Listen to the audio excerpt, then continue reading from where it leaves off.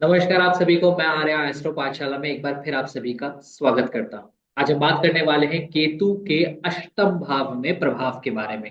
लाल किताब क्या कहती है अष्टम भाव के केतु के बारे में। एक तो केतु रहस्यमय ग्रह, ऊपर से रहस्य का ही भाव जो कि है अष्टम भाव। अब दोनों चीज अगर सिमिलर है और दोनों चीज अगर एक साथ खट्टी हो जाती हैं तो उसका क्या रिजल्ट आता है, आज हम इसी बारे में बात करने वाले हैं। तो इस बारे में बात करने के लिए हमारे साथ मौजूद है लाल किताब एक्सपर्ट मिस्टर वेदव्रत त्रिपाठी जी। प्रणाम सर, स्वागत है आपका हमारे यूट्यूब चैनल पर। राजा जी बहुत बढ़िया है। आज हम लोग केतु के अष्टम भाव तक पहुंच गए हैं जी। कि जब कुंडली में केतु अष्टम भाव में होगा तो कैसे परिणाम देगा। जी। तो केतु अष्टम भाव में अच्छे परिणाम नहीं देता है, इसलिए कि जब केतु अष्टम में होगा तो राहु द्वितीय भाग में आ जाएगा और दूसरे भाग में के राहु आ जाता है तो ये पितृदोष भी बना देता है, बृहस्पति को कमजोर कर देता है। कहा गया कि केतु जब आठवें हुआ, पत्थर हो पिस्तान, कुत्ता रोए छत पर पिस्तान।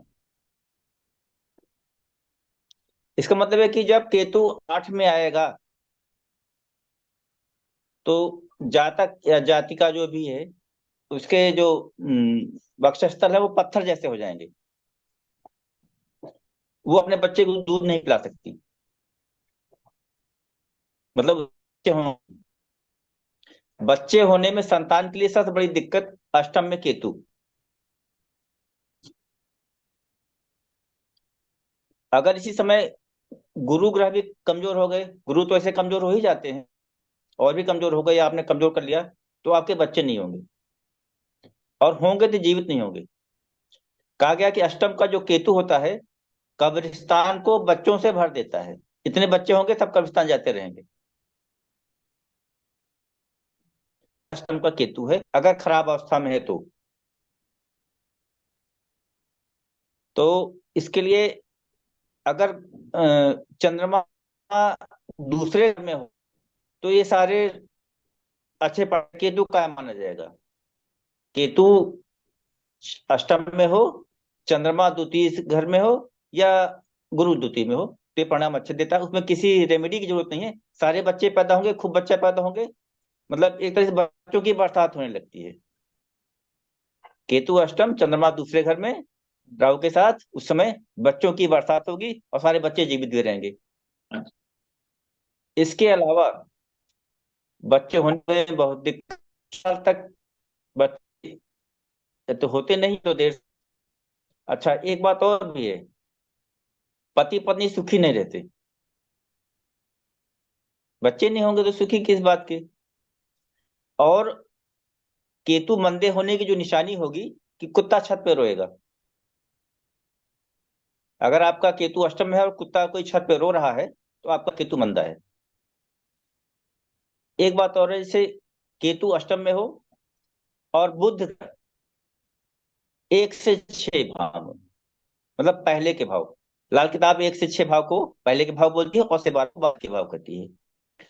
तो केतु अष्टम में है और बुध ग्रह एक से छह में है तो 34 साल के पहले की जो संतान होंगी वो तो कायम रहेंगी। और अगर केतु अष्टम में है और बुध ग्रह 7 से 12 में है तो 34 साल के बाद जो बच्चे पैदा होंगे वो सब जीवित रहेंगे और कायम रहेंगे, अच्छे होंगे। अगर बृहस्पति खाना नंबर 2 में नहीं है, मंदा है, किसी कारण से मंदा है, तो मंगल भी मंदा माना जाता है। केतु मंदा हो गया, बृहस्पति मंदा हो गया, मंगल मंदा हो गया तो बुध और शुक्र भी अच्छे परिणाम नहीं देते हैं। ऐसी स्थिति में जातक और जातक की संतान दोनों आर्थिक रूप से या वैसे भी परेशान ये रहेंगे, ऐसा लाल किताब कहती है। अगर गुरु अच्छे हैं, मंगल अच्छे हैं, तो शुक्र और बुध बुध और शुक्र भी परिणाम दें और जातक को कोई दिक्कत ज्यादा नहीं आएगी। ये सारे ऐसे हैं परिणाम इसके अष्टम में केतु के। बस जी। एक ऑप्शन है कि अगर केतु अष्टम में हो और चंद्रमा दूसरे घर में हो, राहु तो रहेगा ही रहेगा, तो उसको बच्चों की बरसात होगी, बच्चे कायम रहेंगे। बाकी बहुत स्थितियां प्रवृत्त हो जाती हैं।